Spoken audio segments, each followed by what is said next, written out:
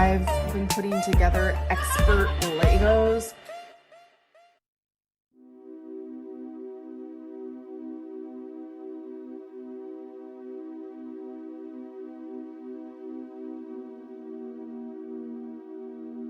How I'm doing now, I am doing very well.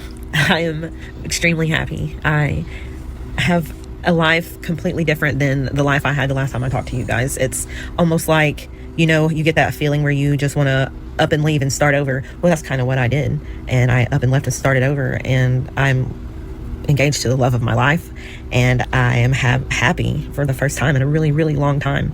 And it's nice to wake up and not feel so depressed like I used to. It's a great feeling to feel like life is mattering, and like what I'm doing, what I'm going to work for matters. As far as healing and recovering my self-esteem, yeah, I do feel like I am healing. I still have a hard time with, you know, my mom, especially, you know, it being not too long ago that it was the anniversary. And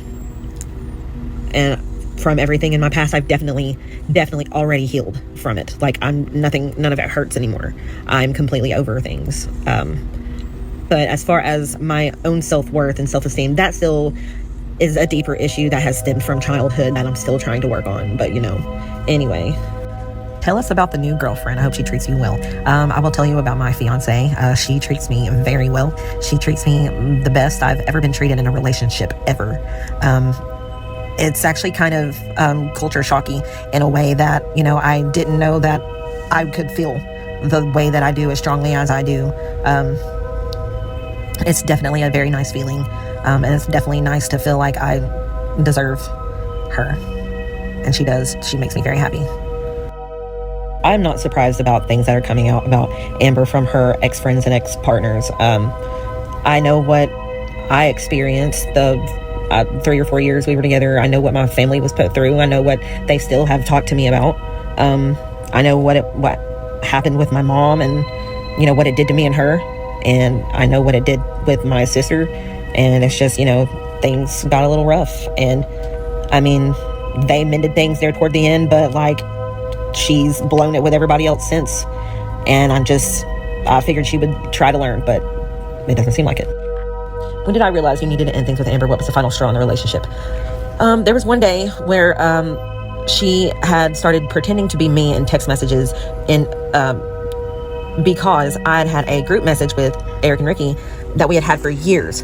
And we had had it long before I'd even known who Amber was. And she was mad that she wasn't added to that one, that she had been added to a new one that we created for all four of us.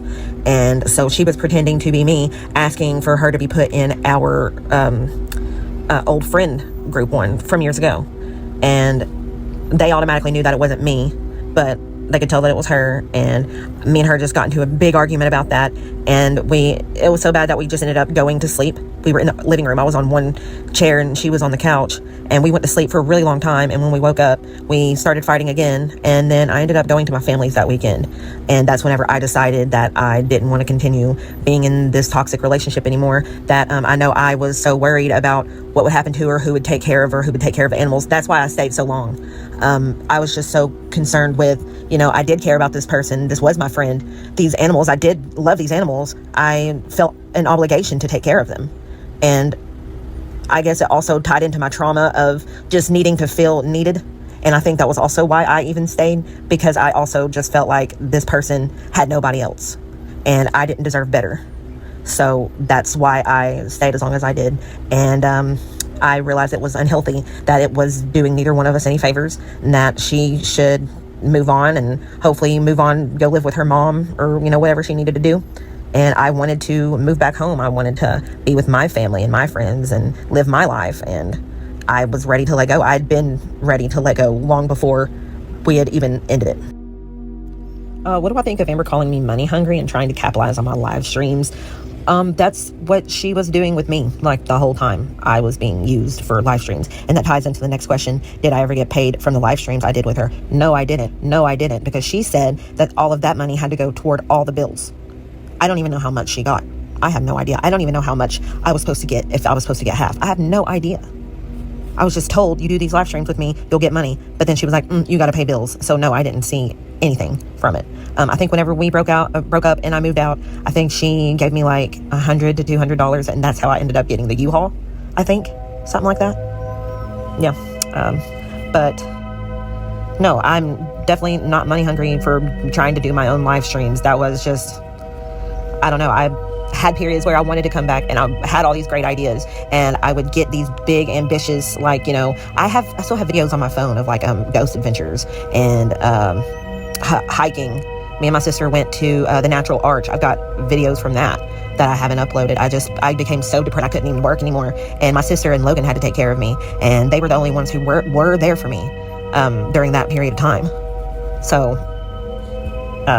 no, I wouldn't say I was money hungry. How has Amber manipulated you? What did she say to get you into the relationship? Well, I wanted to start off very slow, and I was moving too slow for her. So one day she was just like, there's a line of people who want to be with me, so if you're not going to be with me, then you need to leave. And I didn't want to lose that friendship. She said she wasn't interested in being friends, and I didn't want to lose the friendship. I was enjoying hanging out with her and getting to know her. So I just rushed into it. I was like, okay, fine, we'll be in a relationship. And it was just like, after that, I felt stuck and obligated. And like, she definitely made it known to me that she did not have anybody else. I was all she had. Said that Eric and Ricky still talk to Amber. Did Eric have a convo with me about this before reaching out to Amber? To be honest, we haven't spoken in almost a year. And whenever I became really depressed, I isolated myself, and they got upset with me for doing that and not texting them. So they stopped talking to me. And so I never tried to fight for that, because that had happened other times before where they would just stop talking to me, and I would have to beg for them to talk to me again. But I would go through bouts of depression and isolate myself from everyone. So, I mean, it wasn't like I was doing it to them. But yeah, we don't talk. We had that a little falling out there. So whatever they do, I really don't care what Amber does either. Well, I've talked about why Amber and I broke up, but there were other times where we tried to break up, and it was me trying to break up with her, and she would argue with me and beg me and exhaust me until I would just give in and stay. That happened a few different times. And there was a few different times that people in my life tried to get me to leave her. My family had an intervention with me. They took me to a park and was like, we are begging you to leave her. You are different. You aren't the same Beck that we used to know. We're worried about you. We just don't think this is a healthy relationship. And I was just so depressed at that point. I didn't care about myself. I didn't care about anything. I felt stuck. I felt it's what I deserved. I felt like I had nowhere to go if I were to leave. I don't know. There were many factors as to why, but my family did do an intervention with me. And there were also times when I would be hanging out with Eric and Ricky playing video games, and Amber would set timers for when I had to be back to hang out with her or do things for her. And I was always spending time with her. It was, just every now and then I would go hang out with Eric and Ricky. And Amber would be invited too, but she would not choose to hang out with us. And then make it a point to set a timer for whenever I had to be back. Did she keep you from seeing your mom and family? If not directly, how did she make you feel like you couldn't go see them as much as you wanted? Yeah, she did keep me from seeing my mom and my family a lot of times. She would try to make me feel guilty. She would, even though she would be invited to come with me, she would stay home and then purposely, try to give me a time limit when to be back, or try to make it to where I didn't go at all by making me feel bad for leaving. And then there were times where she completely forbid me from going, especially when my mom was very sick. Even after we got the vaccines, she still was very hesitant about me going anywhere. But yeah, I did feel like I couldn't see my family as often as I was led to believe at the beginning when she told me to quit my job, that I would be able to see my family more. Feel to be replaced by wifey so quickly. Did I know Amber has admitted to talking to wifey before your breakup? What are your thoughts on this? I honestly didn't care that I was replaced so quickly, because I was already over her before the breakup even happened. It was like, just whenever I realized that I wanted to break up with her, it was relief. And after we broke up, it was just even more relief. And it was just like, now that the focus is off of me, that's just where I was at with that. And I don't care that she was talking to her before the breakup, because it's like, maybe she sensed it wasn't going to last, and I did too. Like, we had no business getting engaged, but she ordered the rings without me knowing and was like, these are the ones I want you to propose to me with. So I did, and I felt pressured into doing it. I didn't really want to do it, and I don't think she really wanted to do it either. She just wanted to be engaged.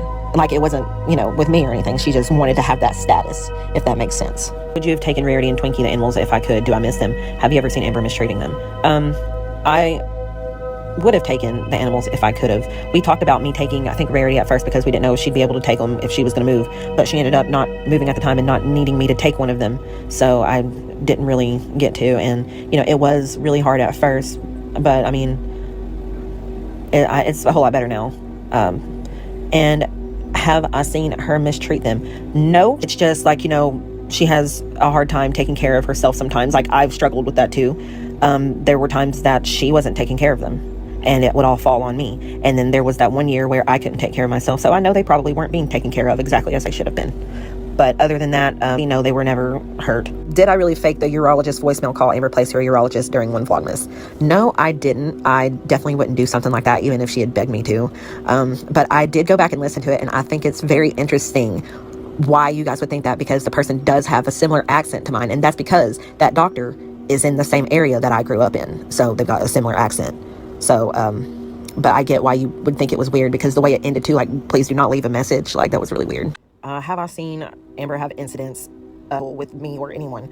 No, she didn't. But I always wondered if she had been more mobile, maybe she would have. I've been putting together expert Legos.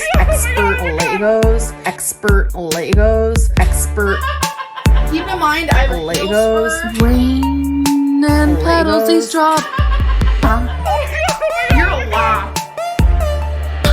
Expert Legos.